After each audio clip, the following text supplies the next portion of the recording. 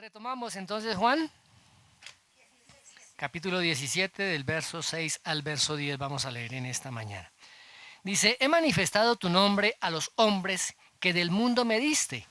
Tuyos eran, y me los diste, y han guardado tu palabra. Ahora han conocido que todas las cosas que me has dado proceden de ti, porque las palabras que me diste les he dado, y ellos las recibieron, y han conocido verdaderamente que salí de ti, y han creído que tú me enviaste. Yo ruego por ellos, no ruego por el mundo, sino por los que me diste, porque tuyos son, y todo lo mío es tuyo, y lo tuyo mío, y he sido glorificado en ellos. En estos versos, mis amados hermanos, se encuentran plasmadas unas doctrinas que son supremamente importantes. Una de ellas es la soberanía de Dios y la otra la responsabilidad humana.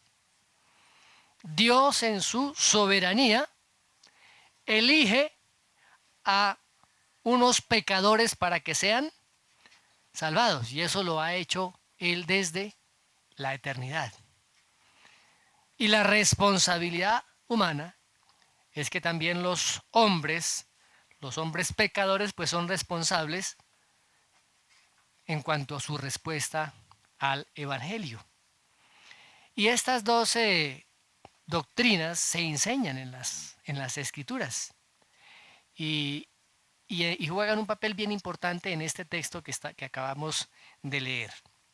Ahora, con respecto a la doctrina de la soberanía de Dios, es importante entender que la palabra lo menciona claramente. Miremos lo que dice Efesios capítulo 1, verso 4. Hoy vamos a tocar varios versos, así es que tenemos que tener agilidad para buscar. Dice, según nos escogió en Él antes de la fundación del mundo, para que fuéramos santos y sin mancha delante de Él. ¿Quién nos escogió? Específicamente, Dios el Padre nos escogió ¿en quién? En Cristo, ¿cierto? ¿Cuándo? Desde antes de la fundación del mundo. Desde antes de la fundación del mundo. ¿Para qué? Para que fuéramos santos y sin mancha delante de Él. Otro texto, ahí mismo, verso 5. Dice, nos predestinó para adopción como hijos para sí, mediante Jesucristo, conforme al beneplácito de su voluntad. O sea que desde la eternidad hemos sido predestinados. ¿Para qué hemos sido predestinados? Para ser adoptados, ¿cierto? Para ser adoptados. Somos ahora adoptados como hijos suyos. Romanos capítulo 8, verso 29. Porque a los que de antemano conoció, también los predestinó a ser hechos conforme a la imagen de su Hijo, para que Él sea el primogénito entre muchos hermanos. ¿Para qué hemos sido predestinados? ¿Para qué? Para ser conforme a la imagen del Señor Jesucristo. Y mire lo que sigue diciendo el verso 30. Y a los que predestinó a estos también llamó. Y a los que llamó a estos también justificó. Y a los que justificó a estos también glorificó. Hemos sido predestinados desde la eternidad para ser justificados. Para ser justificados. Para ser adoptados. Para ser predestinados. Volvamos nuevamente a Efesios. Efesios capítulo 1, verso 11.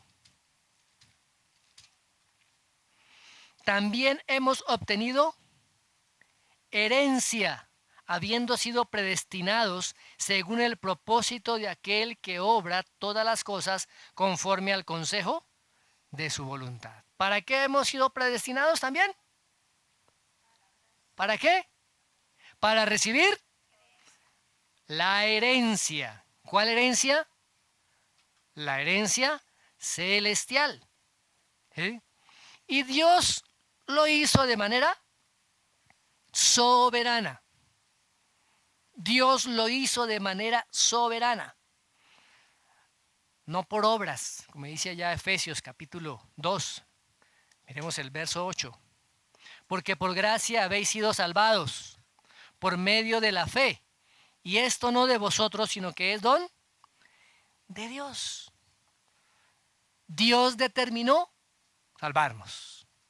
¿A quiénes? A los que Él quiso. A los que Él quiso. Porque Dios es soberano. Segunda de Timoteo. Segunda de Timoteo. Capítulo 1. Verso 9. Quien nos ha salvado y nos ha llamado con un llamamiento santo, no según nuestras obras, sino según su propósito y según la gracia que nos fue dada en Cristo Jesús desde la eternidad. Dios nos llamó según su propósito, no porque nosotros tuviéramos algo de mérito, porque nosotros somos buena gente, entonces Dios tuvo que llamarnos por ser buena gente, no,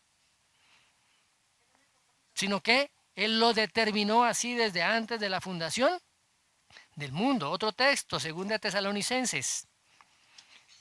Segunda de Tesalonicenses 2:13.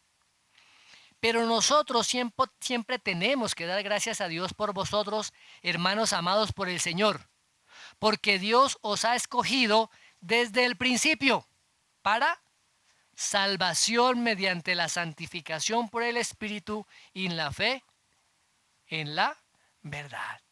Hemos sido escogidos. ¿Para qué? Para salvación. ¿Desde cuándo? Desde el principio. O sea que los méritos de esa elección son solamente de Dios. Solamente le pertenecen al Señor. Porque ¿cuál era nuestra realidad? ¿Cómo estábamos nosotros? Miremos lo que dice Efesios 2:1. Y Él os dio vida a vosotros, que estabais muertos en vuestros delitos y pecados. ¿Y qué dice el 4? Pero Dios, que es rico en misericordia, por causa del gran amor con que nos amó, cuando estábamos muertos en nuestros delitos, nos dio vida juntamente con Cristo. Por gracia habéis sido salvados. ¡Wow! ¿Quién hizo la obra en nosotros? Dios. Porque estábamos muertos. Y un muerto no puede hacer nada. Solamente es por la regeneración que hace el Espíritu Santo en ese muerto. Y el mismo Señor Jesucristo lo afirma, ¿no? Dice, ninguno puede venir a mí si el Padre que me envió no le trajere. O sea, la salvación es solamente la gracia de Dios derramada en las personas que Él ha determinado. O sea que la salvación nunca es el resultado de las buenas obras del hombre. No es el resultado de que el hombre sea moralmente correcto. No es el resultado de que sea un hombre sabio o que tenga una fuerza de voluntad muy, muy grande. La salvación solamente es el resultado de los propósitos misericordiosos de Dios. Miremos lo que dice Romanos 9:16. Así que no depende del que quiere, ni del que corre, sino de Dios que tiene misericordia. Y el verso 18. Así que del que quiere tiene misericordia y al que quiere endurece. Fijemos que el ministerio del apóstol Pablo fue un ministerio bastante grande y él predicó a muchísimas personas, pero mire lo que dice Hechos capítulo 13. Oyendo esto los gentiles se regocijaban y glorificaban la palabra del Señor y creyeron. ¿Quiénes? No, creyeron cuántos estaban ordenados para vida eterna. ¿Quiénes oyeron la palabra? Todos los que estaban allí, no, todos los que estaban allí escuchando, oyeron la palabra. Pero ¿cuántos fueron los que la recibieron esa palabra? Los que estaban ordenados para vida eterna, mis amados hermanos. O sea que ninguna persona externa a los elegidos de Dios para salvación puede acercarse al Señor Jesucristo como Salvador, porque no lo reconoce. Muy bien. Queda claro este tema de la doctrina de la predestinación. Dios es soberano y Él ha escogido los que Él quiso desde antes de la fundación del mundo para que fuesen salvos. Pero también la Biblia contiene muchos pasajes donde se hace un ruego a las personas que no son salvas para que crean en el Señor Jesucristo. Desde el Antiguo Testamento, miremos Isaías capítulo 55, verso 1. Dice, todos los sedientos, venid a las aguas, y los que no tenéis dinero, venid, comprad y comed. Venid, comprad vino y leche, sin dinero y sin costo alguno. Está siempre abierta la invitación de parte de el Señor. Así es que tenemos que tener claro el llamamiento, mis hermanos, del Evangelio, como se menciona allí en Hechos 16:31, es cree en el Señor Jesucristo. Cree y serás salvo, tú y tu casa. Esa es una invitación que es abierta y es general para toda la humanidad. Y cualquier persona que cree, la palabra dice, si confesares con tu boca que Jesucristo es el Señor y creyeres en tu corazón que Dios le levantó de los muertos, será salvo. El deseo de Dios es que todos lleguen al arrepentimiento. Otra cosa es el decreto de Dios. Una cosa es el deseo de Dios y otra cosa es el decreto soberano de Dios. Ese deseo llama a los hombres para que se arrepientan y le entrega la misión a la iglesia para que la iglesia lleve el mensaje del Evangelio. ¿Recuerdan lo que dice Mateo 28? Por tanto, id y haced discípulos a todas las naciones, bautizándolos en el nombre del Padre, del Hijo y del Espíritu Santo, e enseñándoles que guarden todas las cosas. Y aquí yo estoy con vosotros todos los días hasta el fin del mundo. Pero recuerden que también la palabra dice que muchos son los que son llamados, pero pocos son los escogidos.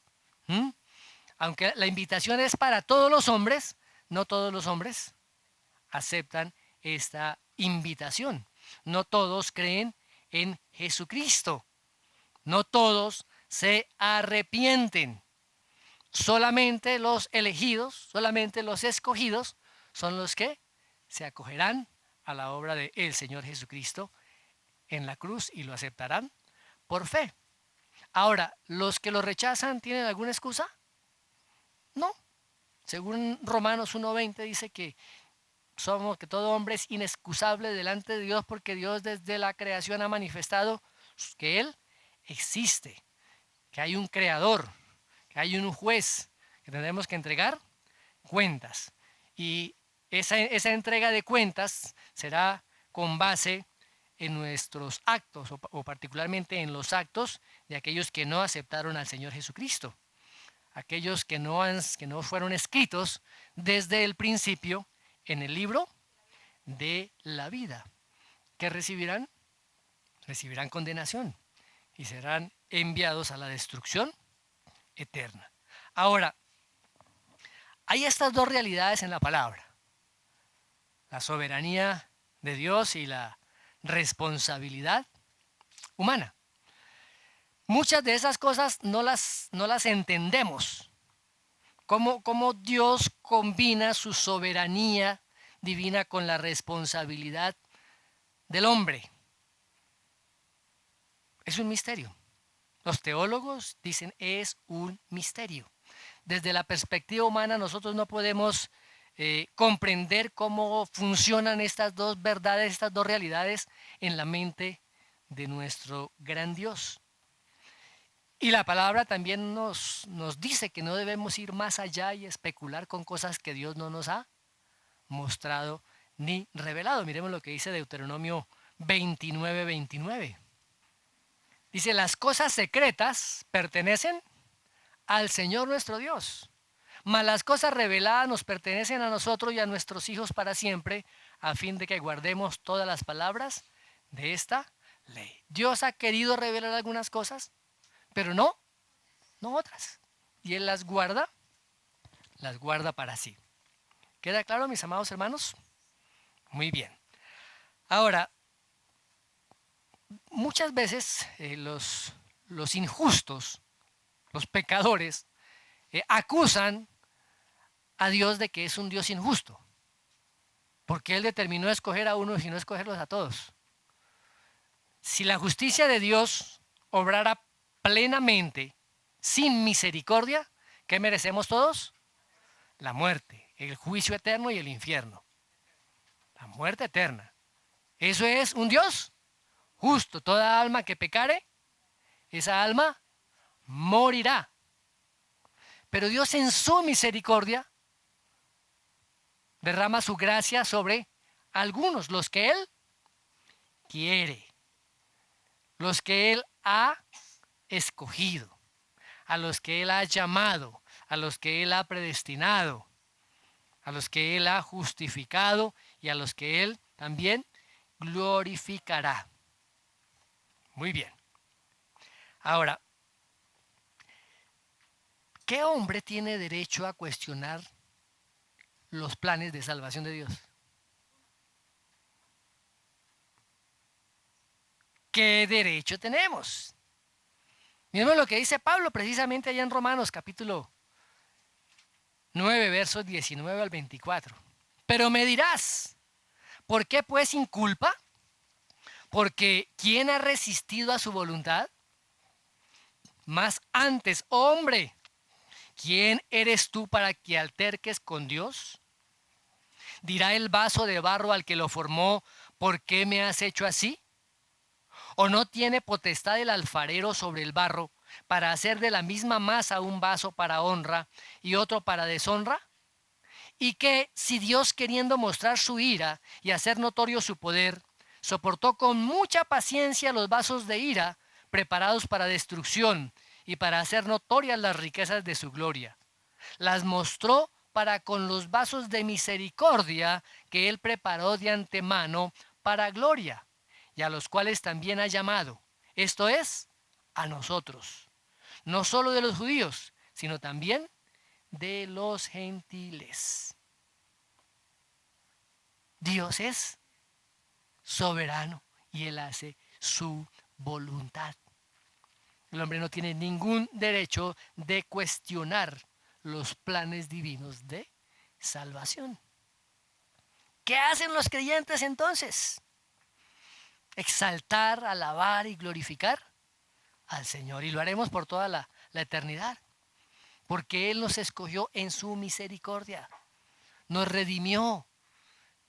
El Señor Jesucristo pagó el precio de esta redención. ¿Qué hicimos nosotros? ¿Qué hicimos nosotros? Nada. No hemos hecho nada para ganar, para obtener esa salvación. Así que ¿a quién pertenece la gloria? La gloria solamente le pertenece a Dios. Pero todos aquellos, mis amados hermanos, que rechazan el Evangelio, están condenados al infierno. ¿Y a quién pueden culpar ellos? A ellos mismos, ¿cierto? A ellos mismos. Porque la palabra dice que suprimieron con injusticia la verdad. No reconocieron a Dios. Se condenaron. Porque Dios es un Dios justo. Y el pecado merece la muerte, la rebelión merece el juicio. Mira lo que dice un puritano inglés del siglo XVII con respecto a esto. Dice, la salvación fue cara para Cristo, pero gratis para nosotros. Aquí está gratuitamente. Si el Padre dio gratuitamente a su Hijo y el Hijo pagó gratuitamente la deuda, y si Dios acepta gratuitamente esa forma de pago, ¿cuándo habría podido pedirla al deudor principal? Si el Padre y el Hijo nos ofrecen gratuitamente la vida comprada bajo nuestra aceptación cordial, si ellos envían gratuitamente el Espíritu Santo para permitirnos aceptar, entonces, ¿qué hay aquí que no sea gratuito? La admiración eterna que debe sorprender a los santos cuando piensan en esta gratuidad. ¿Qué idea asombrosa será pensar en el cielo, en la diferencia inconmensurable entre nuestros merecimientos y lo que recibimos, entre el estado en el cual debíamos estar y el estado en que estamos?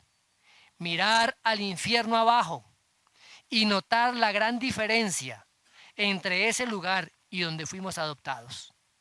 ¿Qué punzadas de amor nos causará en los adentros pensar, allá era el lugar al que el pecado me habría llevado, pero aquí es donde Cristo me ha traído? Allá la muerte era el pago por mi pecado, pero la vida eterna es el regalo de Dios por medio de Jesucristo mi Señor. Pero no gracias a nosotros, ni a nuestros deberes o nuestras labores, mucho menos a nuestra negligencia o pereza. Sabemos a quién se le debe la alabanza y debe recibirla por siempre. Entonces, que en la puerta del infierno aparezca un letrero escrito, merecido. Pero en la puerta del cielo y de la vida eterna, que aparezca regalo gratuito. Tenaz esas palabras, mis amados hermanos. Así que los propósitos eternos del Señor siempre fueron proclamados por el Señor Jesucristo cuando Él estuvo aquí en su ministerio terrenal. En el momento en que ya el Señor se enfrentaba en unas cuantas horas allí a la cruz, Él en esta oración manifiesta esos propósitos de Dios el Padre. Y lo hace de una forma audible. ¿Para qué? Para que los discípulos que están junto a Él lo pudieran escuchar. O sea que todo lo planeado por Dios desde la eternidad, el Señor Jesucristo sabía que en pocas horas se iría a cumplir. Llegaría el momento donde todo se cumpliría.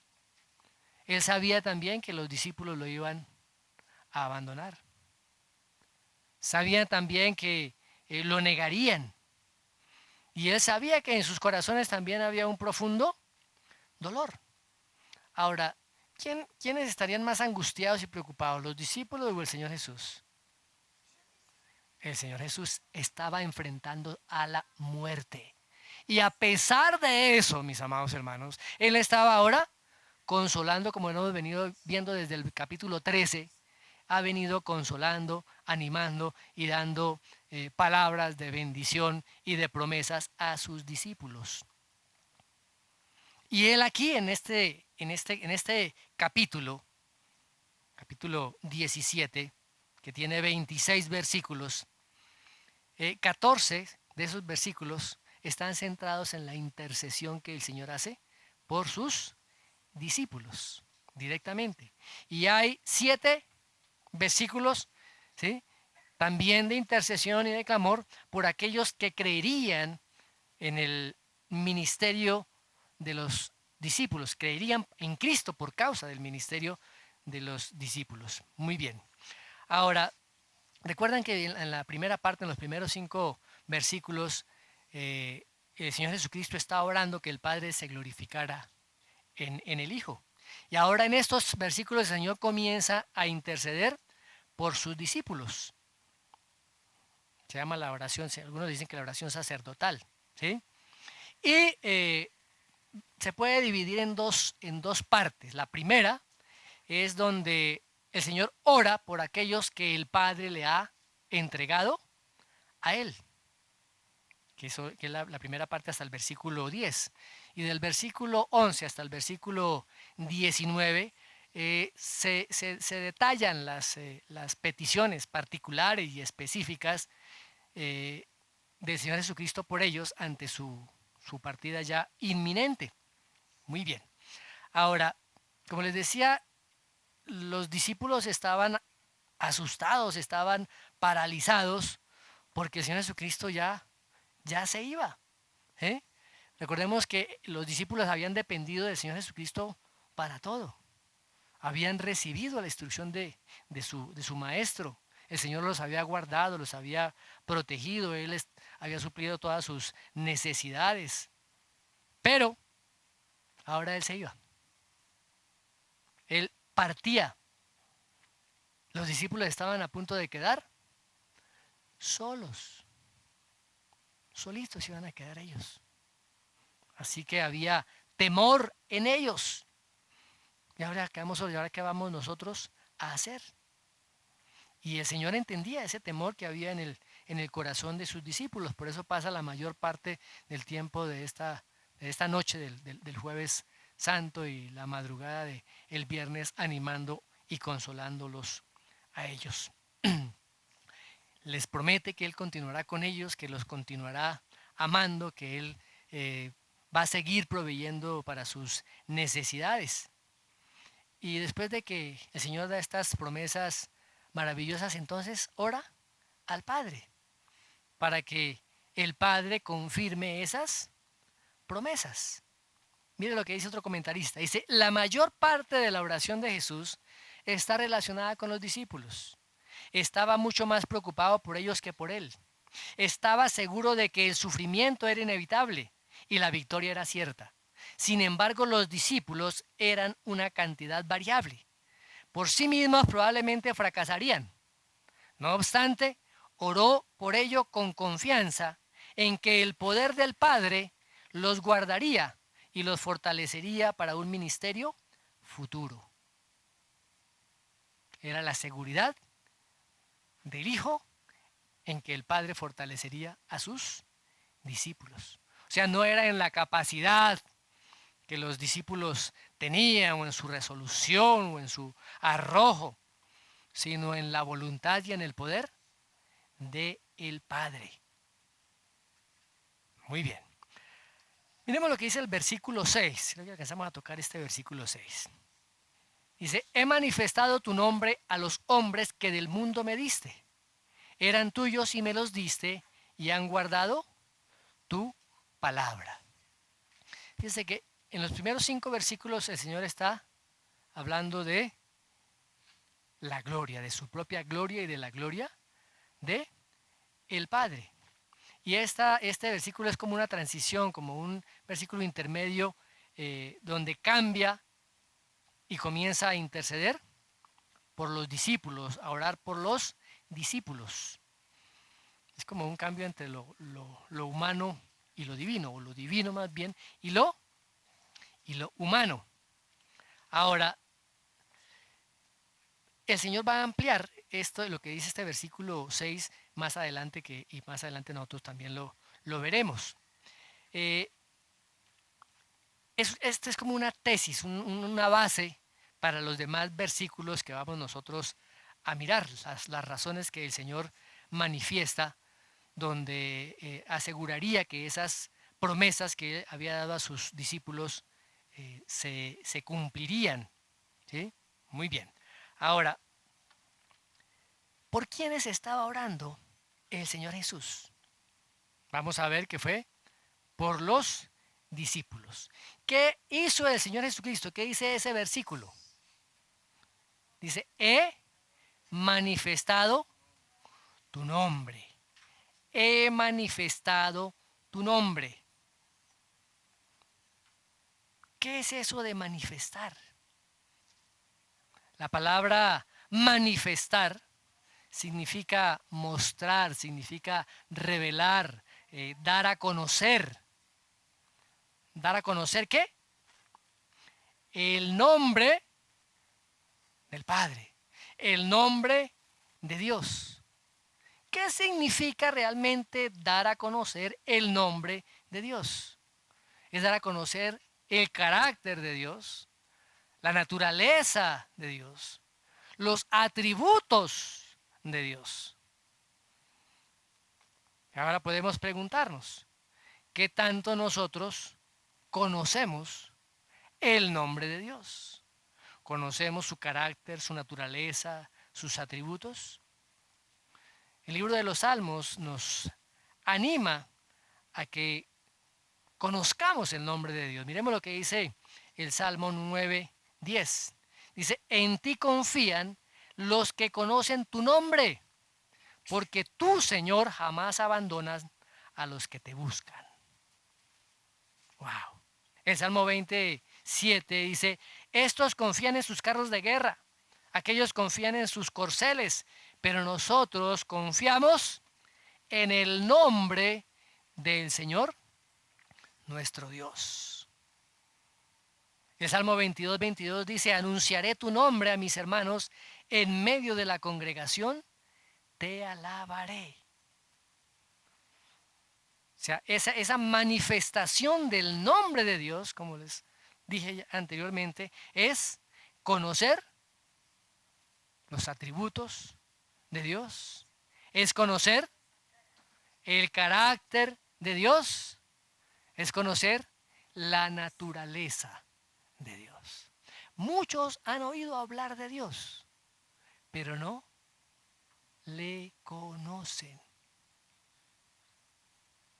Si a usted le preguntan, ¿usted conoce a Joe Biden? Dice, sí, claro, yo lo he visto por televisión. Usted lo ha visto. Lo ha visto. De pronto lo reconoce si se lo encuentra en la calle, pero no ha tenido ninguna relación con él, por lo cual no lo conoce. Y el conocimiento de Dios nos lleva a eso, a entender, a conocer su carácter, su naturaleza y sus atributos. Ahora, ¿dónde se manifiesta plenamente el nombre de Dios? ¿O en quién se manifiesta totalmente el nombre de Dios? En el Señor Jesucristo, el Dios hecho carne. Jesús revela perfectamente la naturaleza y el carácter de Dios. Por eso es que el Señor dijo en muchas ocasiones, el que me ve a mí, ve al que me envió. El que me ha visto a mí, ha visto al Padre. Y en el Nuevo Testamento hay muchas declaraciones de ese estilo. Por ejemplo, el apóstol Pablo allá en Colosenses 1:15 dice, Él es la imagen del Dios invisible, el primogénito de toda creación. Efesios 2:9 dice, en quien habita corporalmente toda la plenitud de la deidad. Filipenses 2:6, quien existió en forma de Dios. Hebreos 1:3, Él es el resplandor de su gloria y la imagen misma de su sustancia. Para el pueblo judío, el nombre de Dios era un nombre sagrado. Ellos no pronunciaban el nombre de Dios. ¿Se acuerdan que ya cuando el Señor se revela a Moisés, dice, yo soy el que soy? Eso se llama el tetragramatón. Tetragramatón, que son 4 letras. la Y, la H, la W y la H. Después le añadieron algunas vocales y cuando se tradujo del Antiguo Testamento al griego, entonces toma el nombre de Yahvé. Y cuando lo traducen ya a las versiones, por ejemplo, como Reina Valera, entonces escriben el nombre es de Jehová. Y ellos no se atrevían a pronunciar el nombre del Señor. Ahora, el Señor Jesucristo no solamente manifestaba el nombre de Dios, sino que también lo pronunciaba. Y eso era un total escándalo para los judíos. Total escándalo para los judíos. Y esto enojó tanto a estos dirigentes religiosos que eso lo consideraban una blasfemia y por eso buscaban y procuraban matarlo hasta que finalmente lo lograron. Pero ¿qué hizo la muerte del Señor Jesucristo? A través de su muerte, el Señor abrió el camino para tener comunión personal con el Padre. Por eso el Señor dijo, yo soy el camino, la verdad y la vida. Nadie viene al Padre sino por mí. También él declara, mire, yo soy la puerta. El que por mí entrare será salvo y entrará y saldrá y hallará pastos. Y todo aquel que cree en el nombre de el Señor Jesucristo recibe perdón para sus pecados y comienzan a disfrutar de una relación íntima con el Padre. Y es tan íntima esa relación que le podemos decir Abba, Padre. Estamos en el versículo 6 del capítulo 17 de Juan. ¿Cómo describe el Señor Jesús a sus discípulos? Los hombres que del mundo me diste. ¿De dónde eran esos hombres? Del mundo. ¿Qué es el mundo? No es el globo terráqueo, ¿no? Aquí el mundo se está refiriendo a ese sistema de pensamiento maligno que está gobernado por Satanás, ¿ah? Y que está compuesto de todos aquellos que no han sido redimidos, todos aquellos que se oponen al Señor, todos aquellos que se oponen al reino de Dios. Y es todo ese sistema de pensamiento que va en contra de Dios. Los cristianos ya no somos del mundo, no somos parte de ese mundo, que dice Colosenses 1:13, que nos ha librado de la potestad de las tinieblas y nos ha trasladado al reino de su amado Hijo.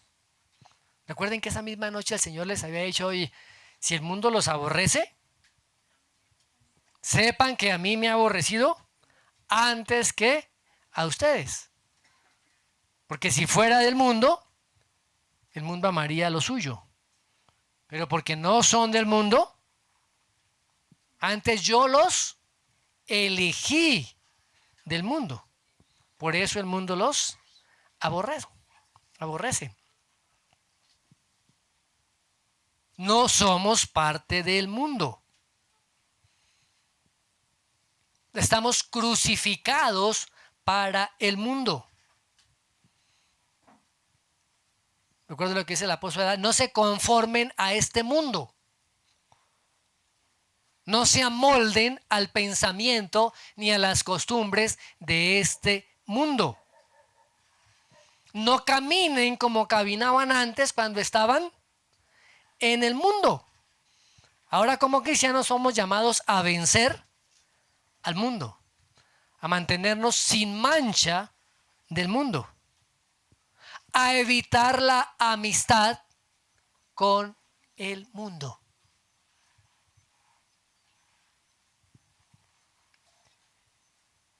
¿Qué sigue diciendo ese verso? Eran tuyos y me los diste. ¿A quién le pertenecían esos discípulos? Al Padre. A Dios Padre. ¿Y qué hace el Padre?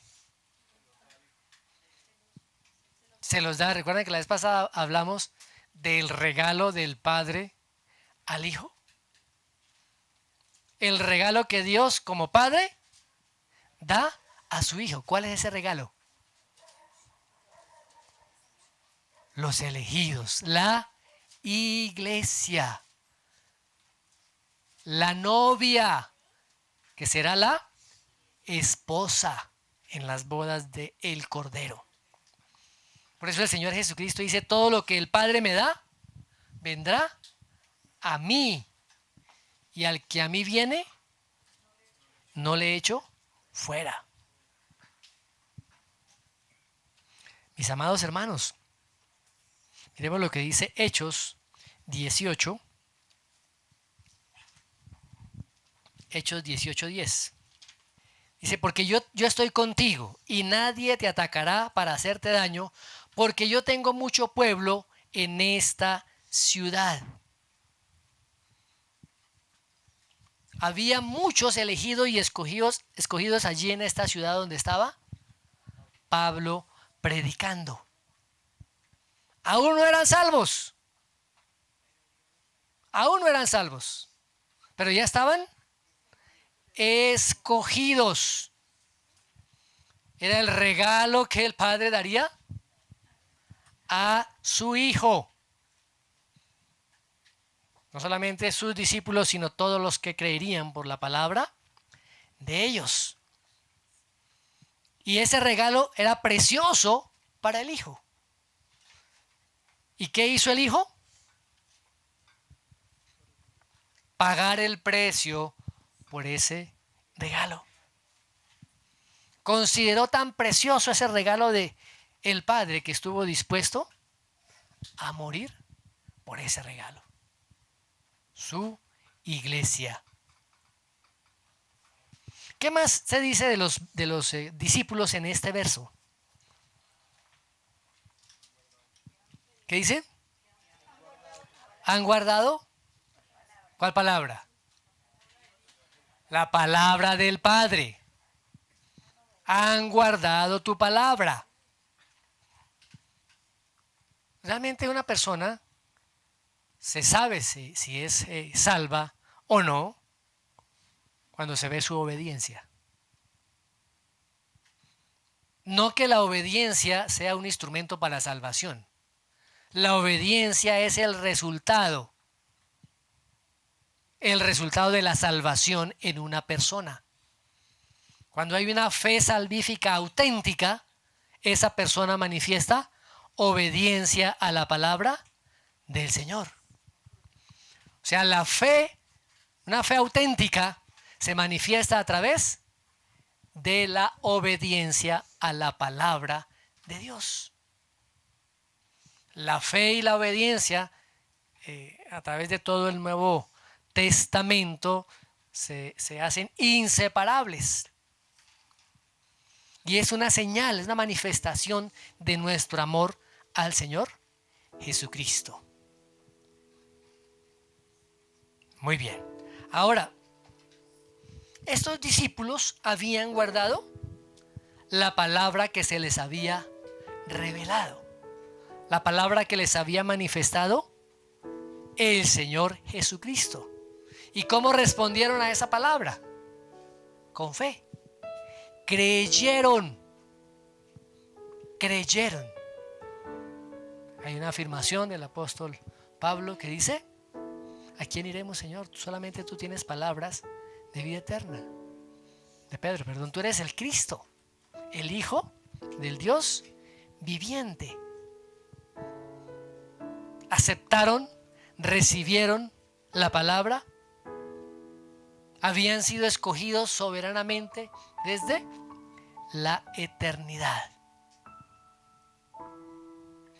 Y mis amados hermanos, los versículos del 7 en adelante, va a haber una explicación o va a ampliar estas verdades que el Señor estaba declarando aquí.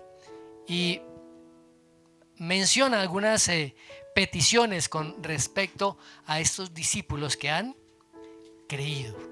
Y eso lo vamos a ver la próxima vez. Amén. Vamos a dejar ahí en ese versículo 6. O sea que esta es la introducción a estos versículos del 7 al 10. Muy bien. Démosle gracias a Dios por su palabra, Señor. Gracias por tu palabra, Señor. Gracias porque desde antes de la fundación del mundo nos has escogido para salvación.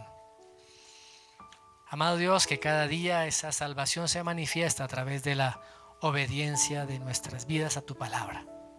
Y te damos gracias porque el Señor Jesucristo mismo intercedió no solamente por sus discípulos, como ya lo estamos viendo, sino que también intercede por nosotros, por los que creímos por la palabra de ellos.